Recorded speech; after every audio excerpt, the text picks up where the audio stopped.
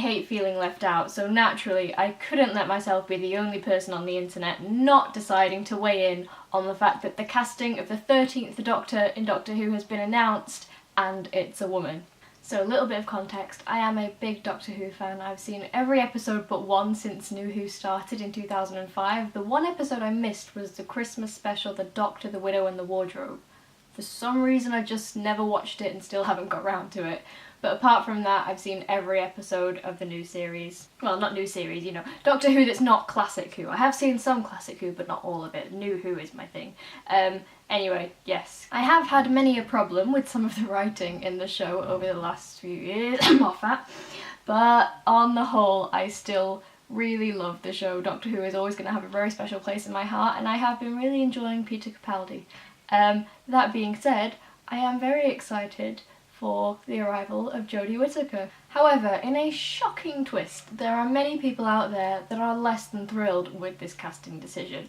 These people mainly fall into two camps, one of which seems to definitely be a lot bigger than the other, so we'll address this pile of wankers first, shall we? And in a word, those would be the sexists. This is the group of people that are passionately opposed to the idea of the Doctor being a woman for any and every ridiculous reason you could think of. Many of these people's reasoning is that it's political correctness gone mad. However, the thing about the Doctor is that instead of dying, the thing is that the Doctor comes back as a completely different person. That's what happens instead of death. So I really don't see it as such a radical notion that one of those different people could be a woman. Another related reason is simply that the Doctor has always been a man. However, just because something has always been the case, that doesn't mean it should always be the case. And as I've literally just said, the Doctor dies, comes back with a completely new body, completely new personality. Why shouldn't one of those be female? This isn't a case of completely trying to reimagine the character, it works within the canon of the show, and I'm sure the Doctor will be a man again in the future. I hardly think this is pandering to a minority. After all, there's an awful lot of women out there.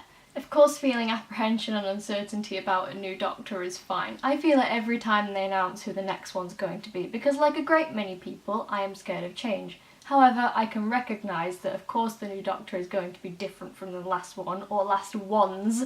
That's kind of the point. If you're particularly resistant to this change in particular though, I'm sorry, but that just reeks of sexism. If you genuinely think that this is going to radically change the show and the story for the worse, then you lack a fundamental understanding of both Doctor Who and women in general. I know it might sound harsh to say that disliking this decision is sexist, but imagine they'd cast a black man and a whole bunch of people were going, I just don't like it, or sorry, but the Doctor's white. It'd be hard to not see that as racist. So there's one group of naysayers, and on the flip side you have an admittedly smaller group of people who are like, yeah, she's a woman, but she could have been more diverse. Like, yeah, she's a woman, but I noticed she's still white. Ah, the lighting's all yellow and the framing's slightly different. I wasn't prepared for this sudden and unexpected change. I want it back the way it was before. Don't worry, I'm sure by the end of the video you'll have got used to it. Genuinely, I'm sorry about that though. My camera battery died when I was in the middle of filming before, and I don't have an abundance of resources, so I had to wait for it to charge before I could continue.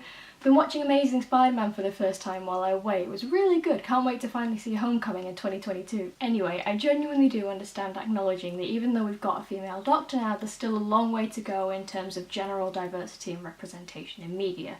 However, can't we just be happy about this for once? One of the main things bothering me about the people coming out with this stuff is that a lot of them seem to not actually have even watched the show, some of whom have admitted this publicly yet still felt the need to say how they knew the show still wasn't remotely diverse, even though our most recent companion Bill Potts was a black lesbian and flipping brilliant. Anyone who actually watches Doctor Who knows that the show has been including characters of different races, sexualities and other minorities for the past 12 years and hasn't shied away from making commentary on important social issues. Yeah, some of the writing has its flaws, and no, it's not perfect, but this is still an incredibly noteworthy thing, and I don't think we should just be focusing on the negatives of it not being more noteworthy. Personally, the only trepidations I have about there being a woman Doctor is not about the character herself, or the casting, or the fact that she's a woman. My only concern is potentially how the writers are going to handle it.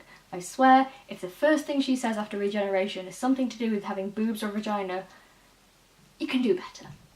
People will always find something to complain about whenever there's a new cast member announced in any widely beloved franchise, but in the case of the one involving a time-travelling, body and personality swapping alien, I think we can learn to adjust. So those are just my thoughts. This video is unscripted, so if anything here came out anything less than perfectly articulate, I'm only human. Please leave your thoughts in a comment below, no matter how similar or different to my own. I can't wait to talk to you about it, and hopefully I'll see you next time. Bye!